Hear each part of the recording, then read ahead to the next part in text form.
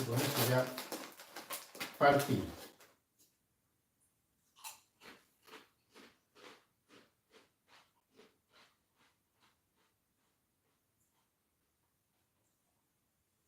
Listo.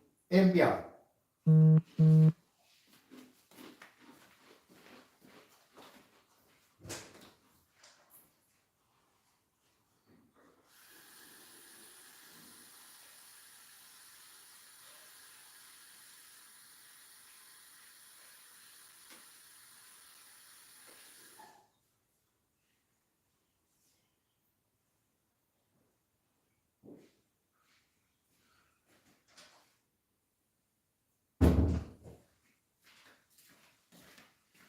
Hola, hola, ¿cómo estamos entonces? Ya están apareciendo, ya vamos a darle ahí un minutito para que se conecten.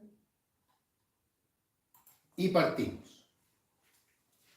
Partimos. Conéctense nomás, y una vez que estén conectados, vamos a partir.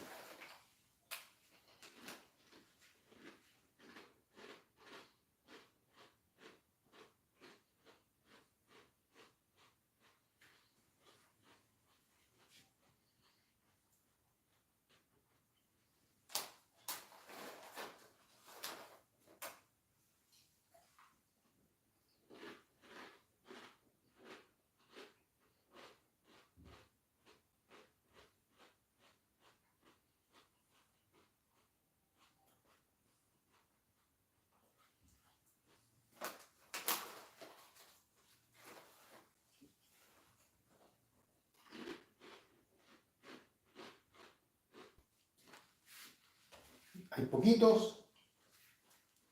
Estamos como justo en la hora. Vamos a esperar igual un minutito más por si acaso. Y partimos.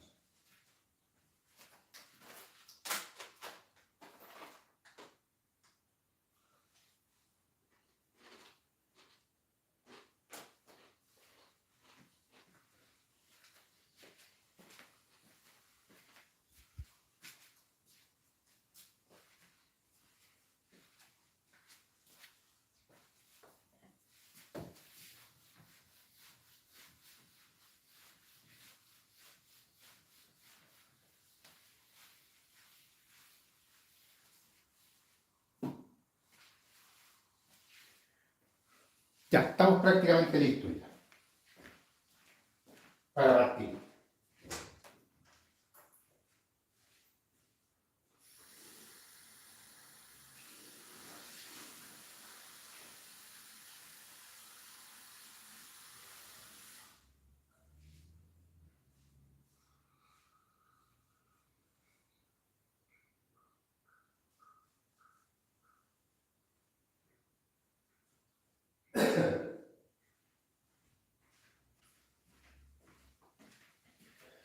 Ya, comencemos entonces con nuestra clase de hoy.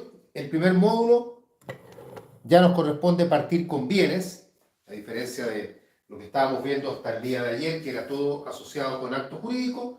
Hoy partimos con esta segunda gran unidad dentro de lo que es el derecho civil, dejando de lado todo lo que fue la parte introductoria. Por lo tanto, nuestra primera gran unidad fue actos jurídicos y la segunda gran unidad es esta, bienes. Y después vendrá, pero no todavía, vendrá obligaciones. De bienes vamos a partir con lo básico y lo primero que vamos a ver y a lo que vamos a abocarnos en este primer módulo es a comentar dentro de las clasificaciones de bienes las más importantes. Ustedes van a observar que en el PowerPoint que yo les dejé vienen varias clasificaciones de bienes. Nosotros en clases hoy día no las vamos a ver todas, vamos a ver las más importantes, pero igualmente les dejé el PowerPoint completo para que si quieren repasar otras clasificaciones también puedan verlas acá. Y dicho eso, vamos a, primero que todo, dar algunas ideas generales. Vamos a partir indicando que el estudio de bienes corresponde a el análisis del libro segundo del Código Civil. Ese es el libro que conocemos como el libro de los bienes. Independiente de que uno puede irse de repente a analizar otros temas, por ejemplo, uno acá en bienes va a estudiar la prescripción y eso nos va a llevar a analizar temas que están asociados al libro cuarto, o sea, todo eso lo vamos a observar, pero el tema central es asociado al libro segundo. Y por otro lado, vamos con los conceptos básicos, es decir, estos conceptos tan comúnmente empleados de cosas y de bienes.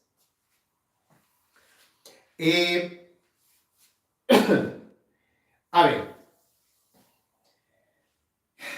estamos señalando que el libro segundo del código trata lo que son los bienes.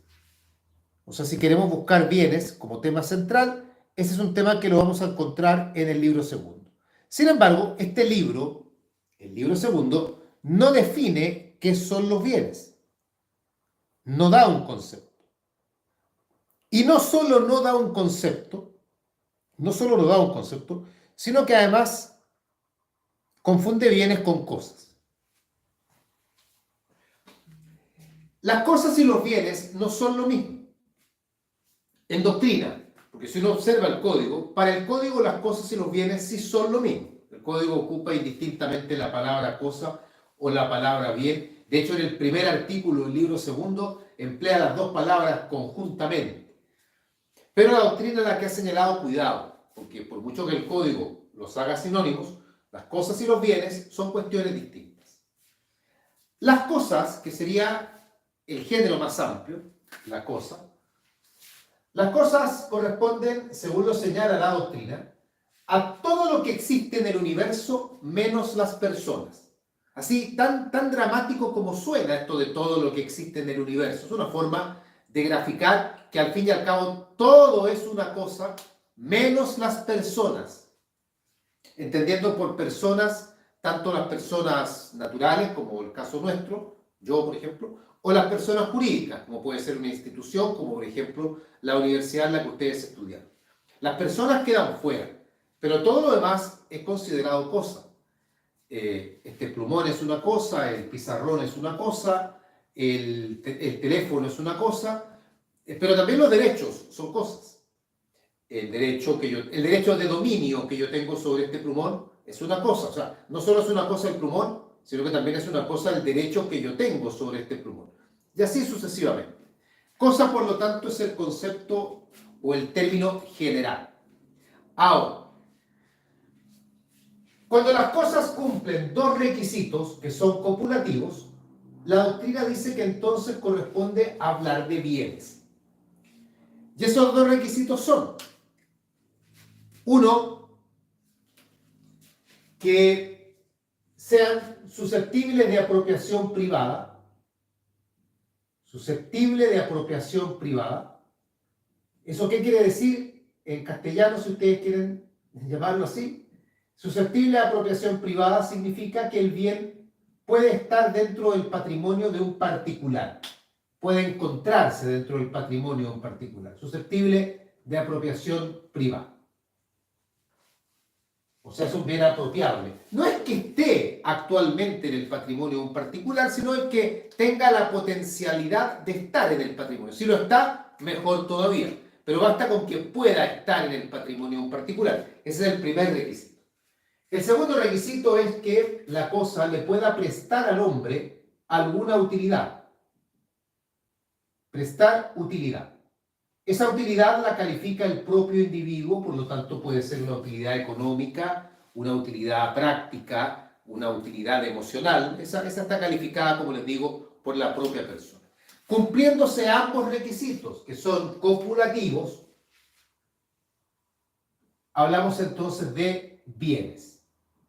La cosa pasa a tomar el carácter de bien, cuando cumple ambos requisitos.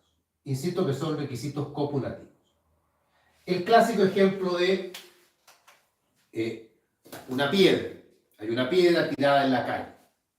Esa piedra, en este momento, mientras está ahí tirada en la calle, es una cosa. Porque si bien es cierto, es susceptible de apropiación privada, mientras está ahí tirada en la calle, no le está prestando utilidad a nadie. Va la pareja de pololos, yo siempre cuento la misma historia, esta pareja de pololos que encuentran esta piedra en la calle y la recogen porque le encuentran forma de corazón. Un pololeo que está recién comenzando y todo tiene forma de corazón, las nubes, las hojas de los árboles, la piedra tiene forma de corazón y la recogen y la guardan porque sienten que es una señal divina. de que algo está marchando muy bien entre ellos. Toman la piedra y se la llevan de recuerdo. Han comenzado a darle a esta piedra una utilidad emocional, simbólica, pero es una utilidad al fin y al cabo. Han hecho que esta piedra deje de ser una cosa y pase a ser un bien. Continúa la relación, el pololeo, pasa 1 o 2 años, termina la relación por quizás qué problema, y un día la niña, ordenando su escritorio, encuentra esta piedra, y como ya no tiene ningún apego con el ex pololo, toma la piedra y la tira nuevamente a la calle. El bien vuelve a ser una cosa porque deja de prestar la utilidad. Esta distinción entre cosas y bienes es la distinción que efectúa la doctrina, insisto, porque el código indistintamente menciona la idea de las cosas y los bienes como si fuesen sinónimos. ¿Ya? Esto es importante porque se pregunta en el grado, y cuando se pregunta tiene que ser respondido, ojalá de la misma manera. Obviamente el ejemplo no tienen que darlo así, pero la idea central es la que estamos dando nosotros acá. Bien, esto entonces para ir a la parte principal. Ahora nos abocamos a lo que es el objeto de la clase del día de hoy, que es analizar las principales clasificaciones de las cosas. De aquí en adelante vamos a hablar de cosas o de bienes indistintamente. Ya esto es solamente preliminar por si se llegase a preguntar en el examen, si tienen la suerte, creo yo, porque no es una pregunta compleja, que les pidan que distingan entre lo que son las cosas y lo que son los bienes. Bien, me despido, estaba nuevamente transmitiendo un poquito por Instagram, la gente de Instagram que esté muy bien, saludos a todos, nos vemos, continuamos entonces con los alumnos del curso. ¿Alguna duda, alguna pregunta hasta acá, de lo que hemos visto hasta acá? Antes de continuar, después ya voy a sacar la foto ahí de lo que está en la pizarra.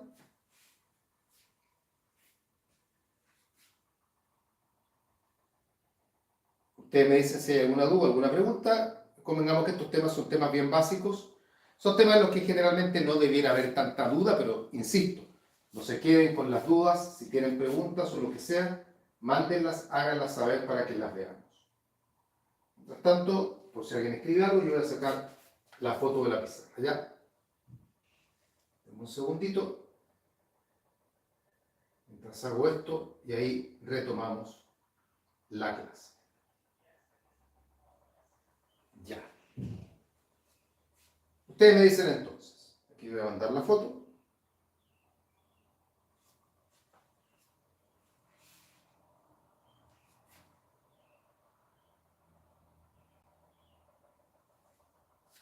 Ya, no veo que haya llegado ninguna pregunta, así que asumo que está todo bien. Continuamos.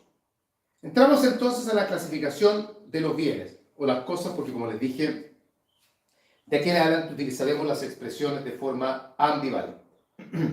Vamos entonces a lo que es la gran clasificación de los bienes. Y digo la gran clasificación porque por acá debiera comenzar. Si se les pregunta por la clasificación de los bienes, con esto es que debieran partir. Este es nuestro punto de partida.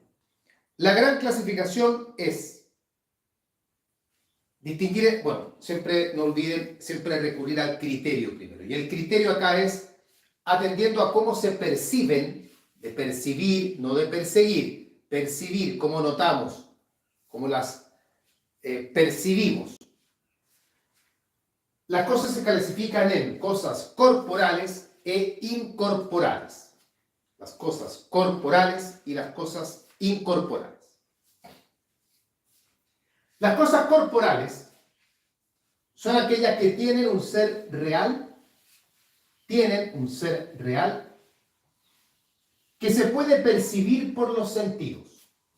Tienen un ser real y se perciben por los sentidos. Los sentidos son la vista, el oído, el tacto, en fin, la audición, la audición es el sentido, el oído del órgano. Bien,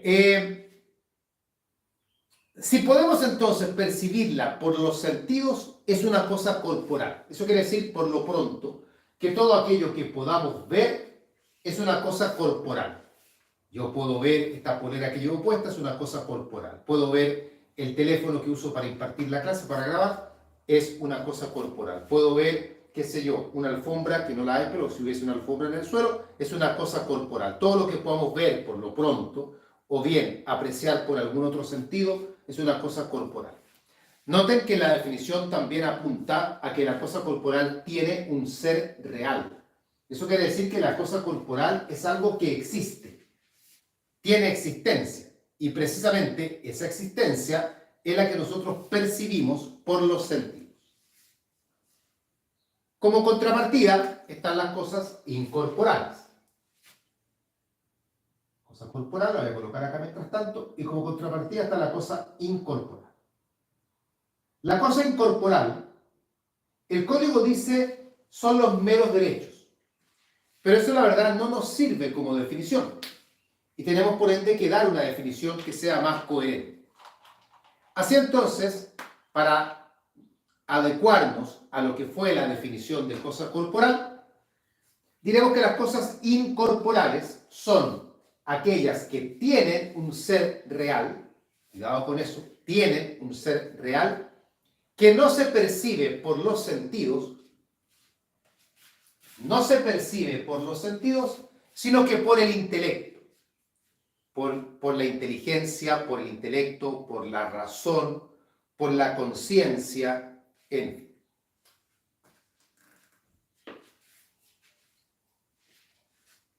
Eso es la cosa incorporal. Los derechos, en general, cualquier ejemplo de cosa incorporal siempre va a dar vueltas alrededor de los derechos. El derecho de dominio que yo tengo sobre esta polera es una cosa incorporal. Observen cómo en la definición decimos que las cosas incorporales tienen un ser real. Y eso es así porque las cosas incorporales existen. No son fruto de la imaginación, existen. Pero esa existencia no la percibimos por los sentidos, sino que las percibimos por el intelecto, la inteligencia, como ustedes prefieran decir.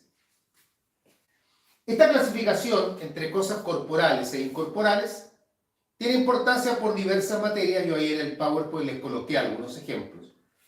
Por ejemplo, el modo de adquirir ocupación solo opera para cosas corporales.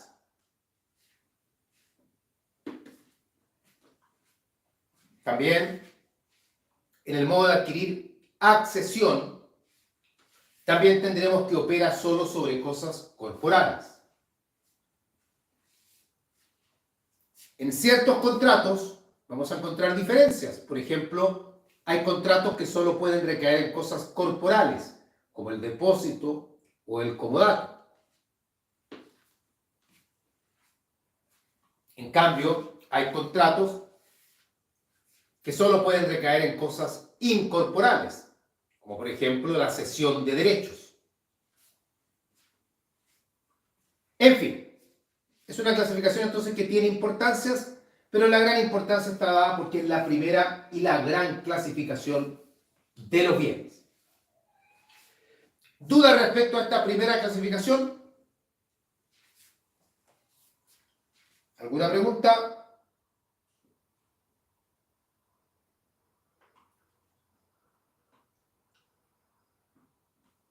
Ya, continuamos.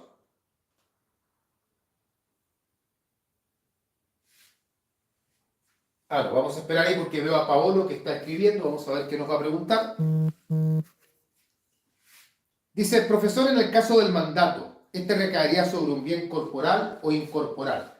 Es que recae sobre un hecho, no sobre una cosa propiamente tal, sino que en la ejecución de una conducta. Los hechos que se deben se reputan muebles para esos efectos. ¿Ya? Ahora, si eso lo vamos a calificar de corporal o incorporal, ahí la doctrina se ha dividido. En mi opinión, los hechos como tales son considerados, a mi modo de ver, incorporales.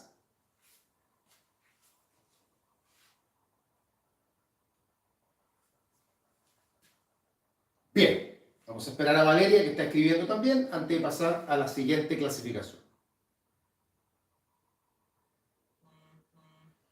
Valeria dice, profesor, ¿la clasificación que acaba de dar es legal? Sí, es legal. Es la primera clasificación que efectúa el código. La pueden ver en el artículo 565. Lo ideal es que tengan el código siempre acá a la vista para poder ir ustedes mismos leyendo los artículos e ir complementando lo que estamos viendo. Ya, seguimos avanzando entonces. Vamos a otra clasificación. Vamos a quedarnos ahora con las cosas corporales. Nos vamos a ir a las cosas corporales. Las cosas corporales, se dividen a su vez en muebles e inmuebles. Las cosas corporales se dividen a su vez en muebles e inmuebles. El criterio que se emplea para distinguir entre muebles e inmuebles, que es un criterio que ustedes deben manejar ya, como alumnos ya egresados, es si pueden o no trasladarse de un lugar a otro, si pueden transportarse de un lugar a otro. Así entonces tenemos las cosas muebles, que son las que se pueden transportar de un lugar a otro. Pueden transportarse de un lugar a otro, sea que lo hagan por sí mismas, o por una fuerza externa, sea que lo hagan por sí mismas o por una fuerza externa.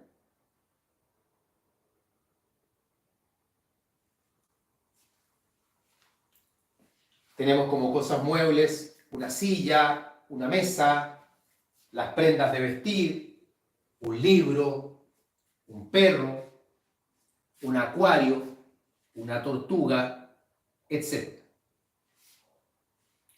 Las cosas inmuebles, por otro lado, son las que no se pueden transportar de un lugar a otro. No se pueden transportar de un lugar a otro. Es físicamente imposible transportarlas de un lugar a otro. Se suelen dar como ejemplos acá y más adelante profundizaremos un poquitito más. Las tierras, o sea, los terrenos, y las minas, es decir, los yacimientos mineros. Esta clasificación entre cosas muebles e inmuebles es probablemente una de las clasificaciones con mayor cantidad de importancias dentro del derecho civil. Yo ahí en el PowerPoint le coloqué algunas, pero vamos a pasar por alto este tema en este momento, porque en el módulo que viene, después del REI, vamos a dedicar el módulo completo para analizar materias en las que la distinción de muebles e inmuebles tiene importancia. Así que, mientras tanto, lo vamos a señalar solamente, pero nos vamos a abocar a ver eso con más detalle en el módulo que viene a continuación. Esta es la clasificación entonces de cosas corporales, muebles e inmuebles. ¿Alguna duda? Sin entrar en las materias todavía, que eso lo vamos a ver, como les digo, en un ratito más. Pero en esto, particularmente, ¿alguna duda, alguna pregunta? ¿Alguien quiere decir algo? Ya, continuamos. Tenemos entonces, para que se ordene, partimos con las cosas corporales e incorporales. Luego nos metimos en las cosas corporales y dijimos que se dividían en muebles y en inmuebles. Ahora nos metemos en las cosas muebles. Muebles. Las cosas muebles también se subdividen, también tienen subclasificaciones. Acá encontramos las siguientes. La primera, sabemos que las cosas muebles son las que se transportan, se desplazan, se trasladan, como ustedes quieran decirlo, de un lugar a otro. La primera clasificación se hace atendiendo a cómo se desplazan, cómo se trasladan de un lugar a otro. Y así tenemos las cosas semovientes y las inanimadas. Las semovientes y las inanimadas. Semovientes son las que se transportan de un lugar a otro por sí mismas. Por sí mismas. En el fondo son los animales. Un perro, un gato, un pájaro cualquiera, un insecto, un pez. Los animales se transportan de un lugar a otro por sí mismos. Las inanimadas son las que requieren para transportarse de una fuerza externa. O sea, no tienen la habilidad de desplazarse por sí solos, sino que tienen que hacerlo a través de una fuerza externa. Así, por ejemplo, una silla que se puede llevar de un lugar a otro, pero tiene que hacerlo el hombre, o sea, requiere la fuerza del hombre para moverse de un lugar a otro. Una manzana que cae de un árbol lo hace de acuerdo a la fuerza de gravedad. Se está desplazando durante la caída y eso ocurre por una fuerza externa. La misma manzana que a lo mejor estando ya en el piso es arrastrada por el viento, eso implica que se está moviendo de un lugar a otro, pero también lo hace a través de una fuerza externa, la fuerza eólica, que es la fuerza del viento. En fin, requiere de una fuerza externa que puede ser de toda índole. Esta clasificación entre semovientes e inanimadas es una de las clasificaciones que menos importancia tiene, pero igualmente tiene algunas. Yo ahí les coloqué, por ejemplo, en la ocupación hay distintos casos de ocupación para cosas semovientes y para inanimadas. Por ejemplo, para las semovientes, o sea, para los animales, tenemos la caza y la pesca. En cambio, para las inanimadas tenemos el hallazgo.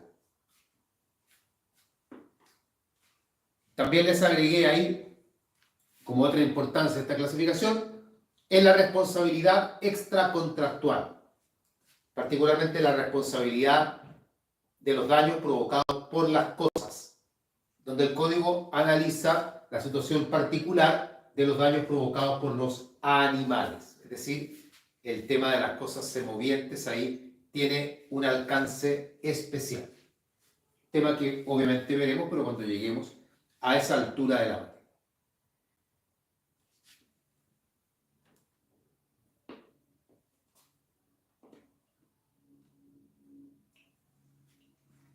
Sigamos.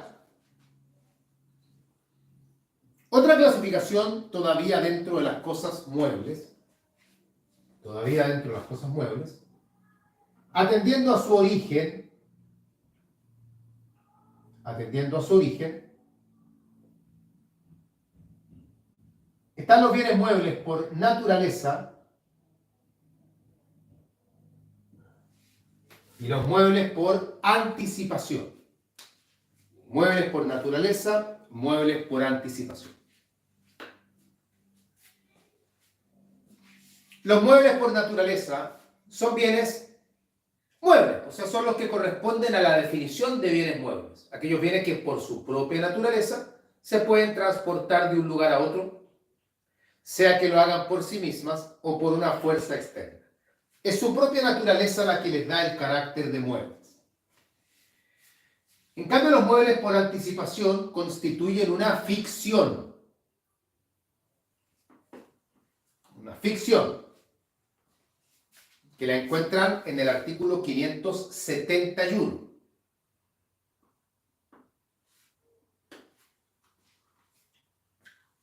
Los muebles por anticipación son bienes inmuebles, así es, inmuebles, que la ley considera muebles antes de su separación,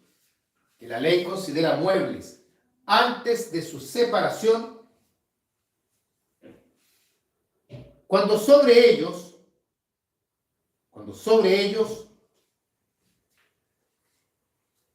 se constituyen derechos en favor de un tercero. Cuando sobre ellos se constituyen derechos en favor de un tercero.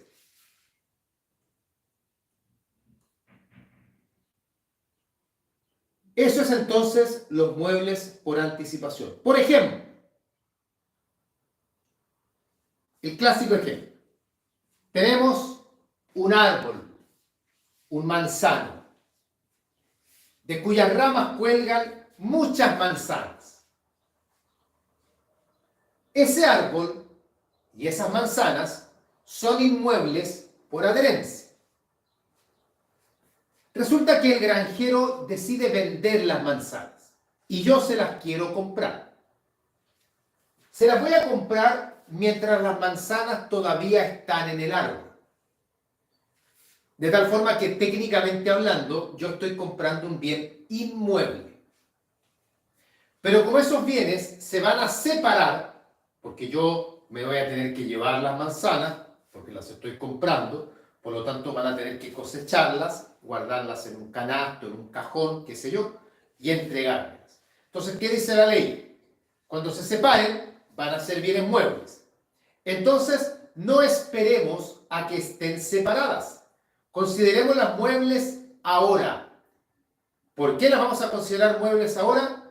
Porque sobre ellas se están constituyendo derechos para otra persona.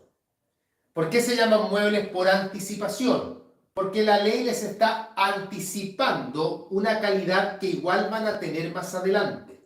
Las manzanas igual se van a separar y van a llegar a ser muebles, pero no lo son todavía. Entonces, antes de que ello suceda, la ley ya las califica como muebles para efectos de poder celebrar actos con mayor facilidad. No olvidemos que es mucho más fácil celebrar actos respecto de bienes muebles que celebrar actos respecto de bienes inmuebles. De no ser así, y yo quisiera comprar las manzanas que están en el árbol, mientras todavía son inmuebles, yo debería celebrar ese contrato por escritura pública.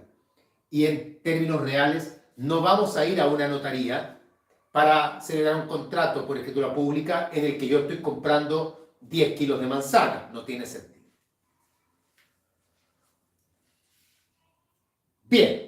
Eso en cuanto entonces a esta clasificación de los muebles todavía por naturaleza y por anticipación. Seguimos con los bienes muebles. Y nos vamos a una tercera clasificación. Consumibles y no consumibles. Siempre los bienes muebles.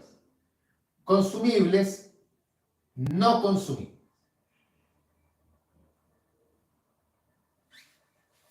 A los no consumibles también los pueden llamar inconsumibles, pero es mucho más frecuente, por lo menos en derecho civil, llamarlos no consumibles. ¿Cuál es el criterio para hacer esta clasificación? Se hace atendiendo a si los bienes se destruyen o no al primer uso. No si se van a destruir eventualmente con el tiempo, convengamos que a la larga todo se destruye, sino que si acaso se van a destruir al primer uso. Dicho eso, entonces, las cosas consumibles son aquellas cosas que se destruyen al primer uso que se hace de ellas, según su naturaleza. Eso es muy importante. Se destruyen al primer uso que se hace de ellas, según su naturaleza. O sea, se trata de cosas que si les damos el uso que por su naturaleza se les debe dar, con ese primer uso se van a destruir. Clásico ejemplo, los alimentos. El clásico ejemplo, los alimentos.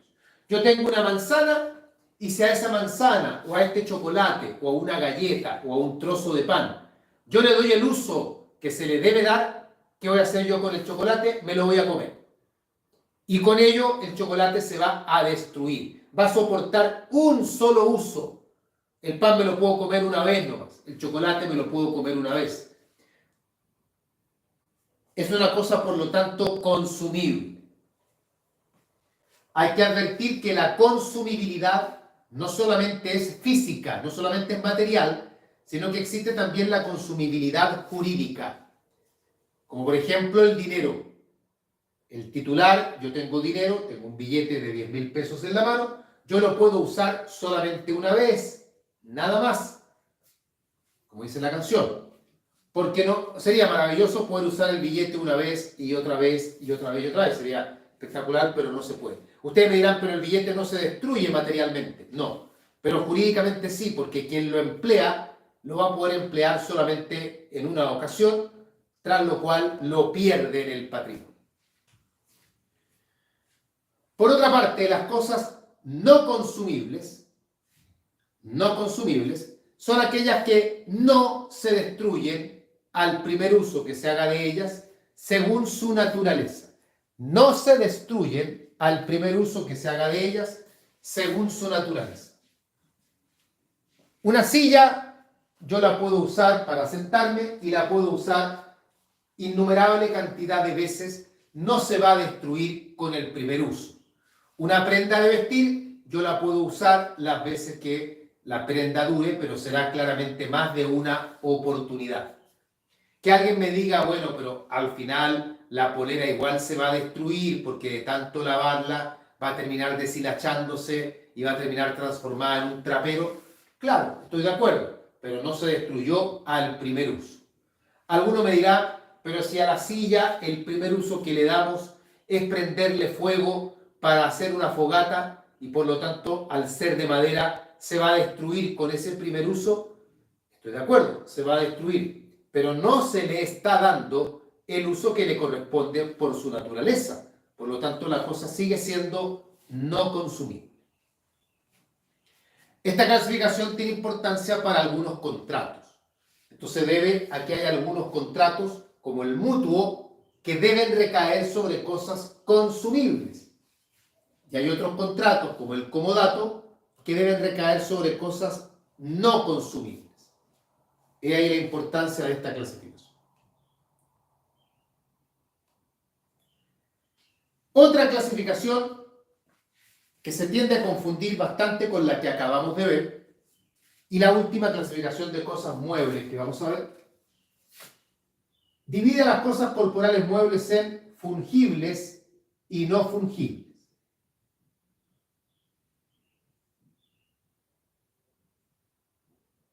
Fungibles y no fungibles. Esta clasificación está hecha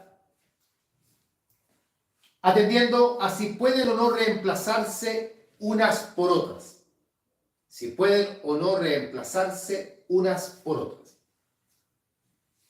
Las cosas fungibles son aquellas que se pueden reemplazar unas por otras, porque tienen el mismo poder liberatorio.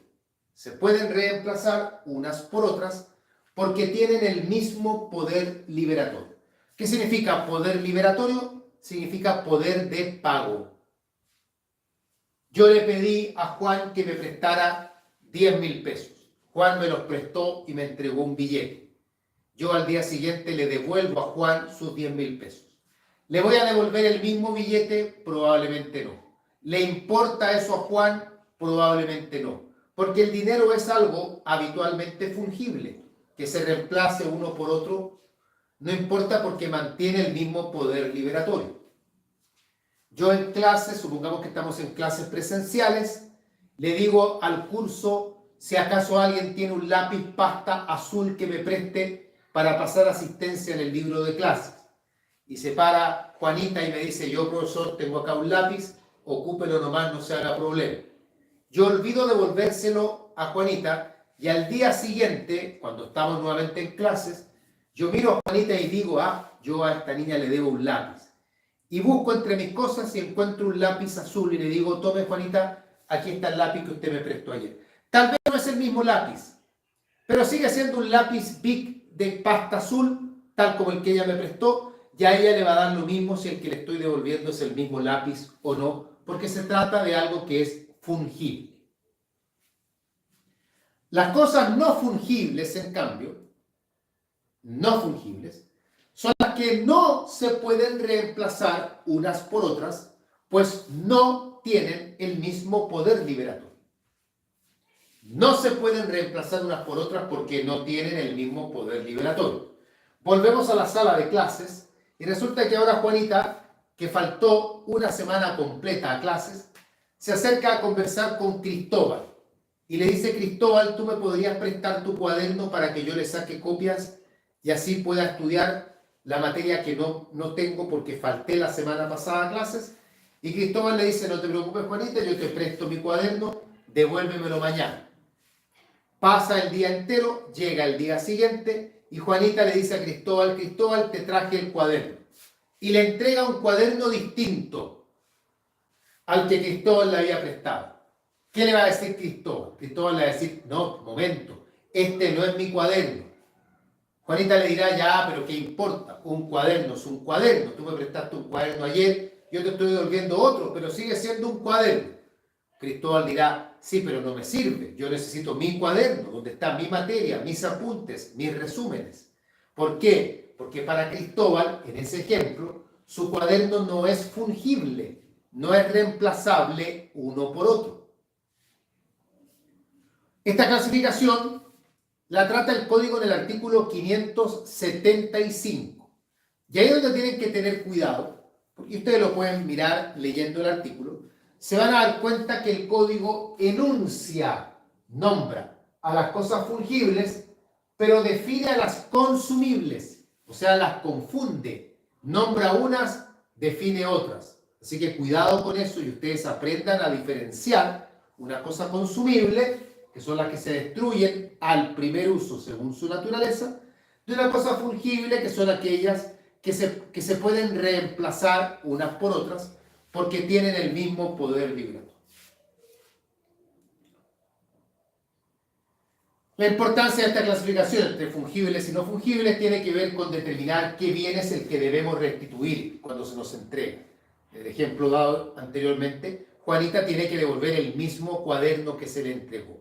En cambio, cuando a mí Juanita me prestó un lápiz Bic, yo podía devolver un lápiz Bic cualquiera. Podía ser el mismo o podía ser otro porque se entiende que se trata de algo que es fungible. Bien, estas son las clasificaciones más importantes de las cosas corporales muebles. Vamos ahora con la clasificación más importante de las cosas corporales inmuebles. Y acá en realidad es una sola la clasificación que uno debe manejar, la que nos refiere a inmuebles por naturaleza,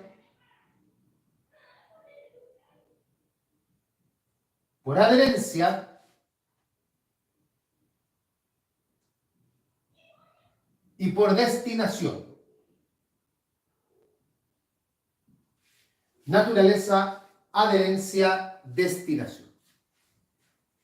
Inmuebles por naturaleza son los bienes inmuebles propiamente tales, es decir, aquellos que por su naturaleza, no se pueden desplazar de un lugar a otro.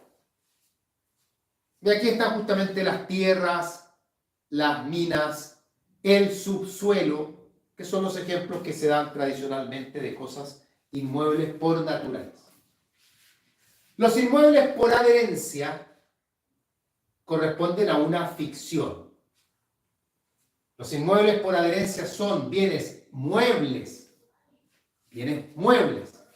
que la ley considera inmuebles,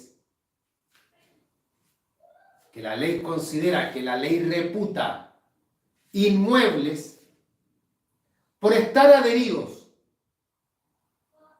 permanentemente a otro inmueble,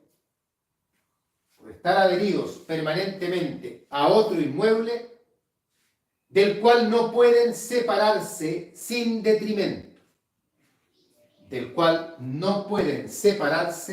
sin detrimento.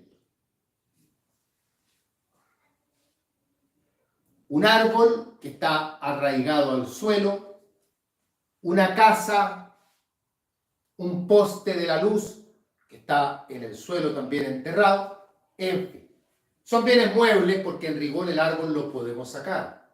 Pero mientras están adhiriendo al suelo con sus raíces, son considerados parte del suelo y son por ende inmuebles por adherencia. Inmuebles por destinación. Los inmuebles por destinación son bienes muebles que la ley considera inmuebles cuando sin estar adheridos,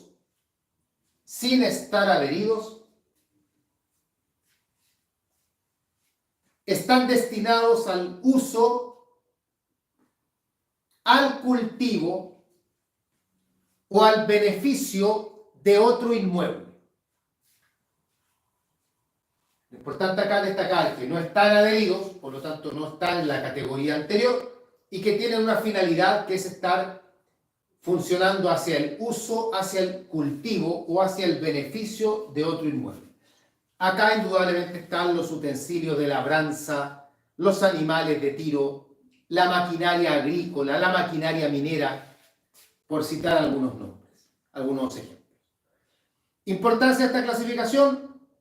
Bueno, en materia de contratos, habitualmente los contratos que se celebran respecto a inmuebles por naturaleza también comprenden a los inmuebles por adherencia y a los inmuebles por destinación. También los comprenden.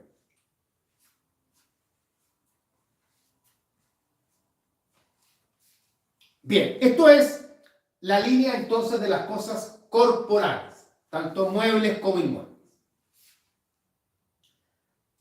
Vamos a las cosas incorporales, es decir, los derechos.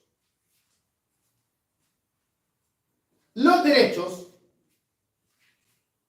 se clasifican de la siguiente forma. Una primera clasificación atendiendo a su objeto. Los derechos se clasifican en muebles e inmuebles. Los derechos también se subdividen en muebles e inmuebles. Hablo de los derechos porque no olvidemos que las cosas incorporales son los derechos. ¿Cómo sabemos si un derecho es mueble o es inmueble? Tiene que ver con aquello sobre lo cual recae. Aquello sobre lo cual recae. Es decir, si el derecho recae sobre una cosa, ese derecho será mueble o inmueble según la cosa sobre la que recae. Cuando los derechos recaen en cosas, los derechos serán muebles o inmuebles según sea mueble o inmueble la cosa sobre la que recae. Así el derecho de usufructo que yo tengo sobre un auto es un derecho mueble porque el auto es mueble. Pero el derecho de usufructo que yo tengo sobre un campo es un derecho inmueble porque el campo es inmueble. Entonces, cuando el derecho recae sobre cosas, ese derecho será mueble o inmueble dependiendo de la cosa sobre la que recae. Por otra parte, si el derecho recae sobre hechos, esos derechos son muebles, porque el código es bien claro al señalar que los hechos que se deben se reputan muebles. Estamos citando en esto a los artículos 580 y 581.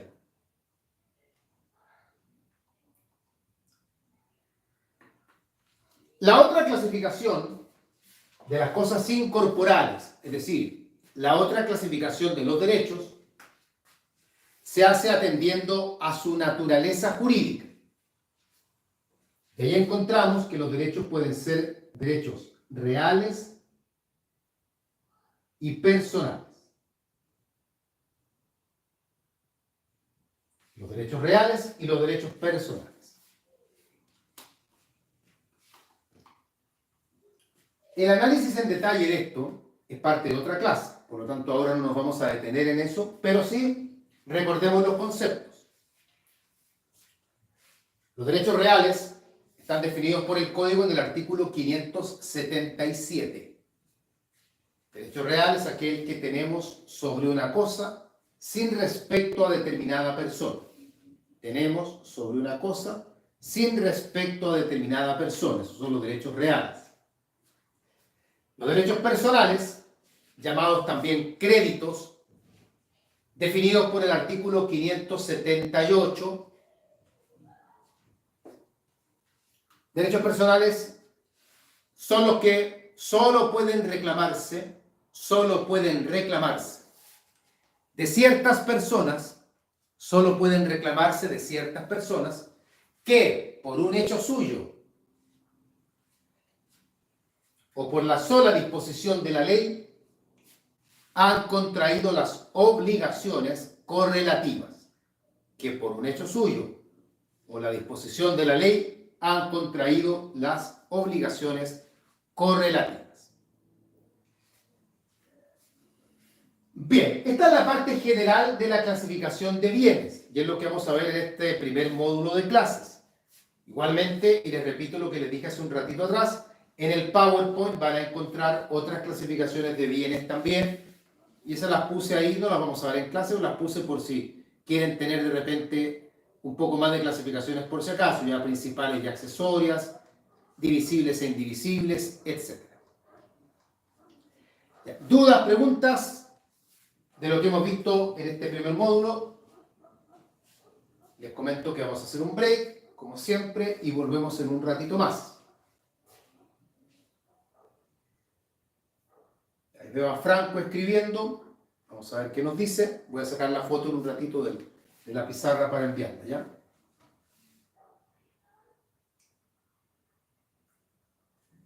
Todavía está escribiendo Franco. Vamos a esperar a su mensaje.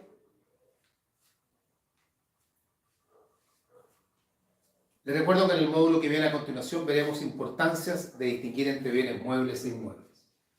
Les voy a mandar el PowerPoint para eso en un momentito. Estoy ahí esperando que terminen de escribir. Franco todavía está escribiendo. Juan dice, el profesor puede dar ejemplos de acciones reales y personales. Acciones reales, acción reivindicatoria, acción de petición de herencia. Acciones personales, acción indemnizatoria, acción de nulidad. Ahí tienen un par de ejemplos de cada uno. Franco dice, profesor, el artículo 574, inciso segundo, ¿puede explicar un poco eso? ¿Por qué aquellos no son muebles? Déjenme ver el 574 que dice, porque no. Ustedes deben pensar que yo me sé el código de memoria, pero no es así. Déjenme abrir el código en el teléfono. Inciso segundo. En los muebles de una casa. No, ese es un tema, estos son los temas en los que no vale la pena meterse porque. ¿Para qué? Pero lo voy a leer. Dice. En los muebles de una casa no se comprenderá el dinero, los documentos y papeles, las colecciones científicas. ¿Cuál es la pregunta?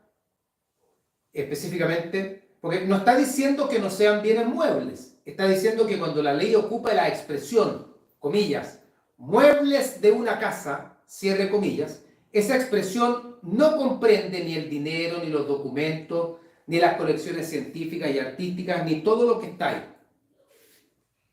Es porque la expresión muebles de una casa, la ley la suele emplear para referirse a ciertas instituciones.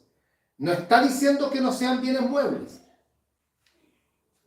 El artículo no dice eso. Siempre uno tiene que aprender a leer las leyes. El código nos dice, no se consideran muebles los siguientes. Dice, no se considerarán muebles de una casa los siguientes. Esa es la aplicación que tiene que haber. Camila dice, profesor, las demás clasificaciones que están en el PowerPoint, ¿en qué lugar del mapa conceptual los ubico? Aparte. Ubíquelos aparte, irían en otras líneas. No van dentro de este mismo mapa.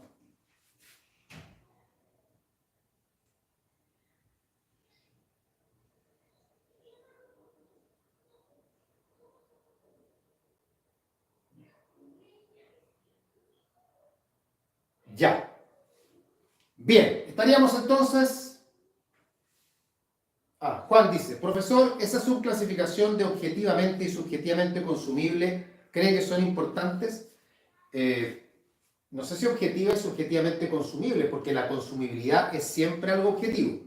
La subdivisión que uno hace en la consumibilidad es la consumibilidad material y la consumibilidad jurídica. Y esa sí es importante.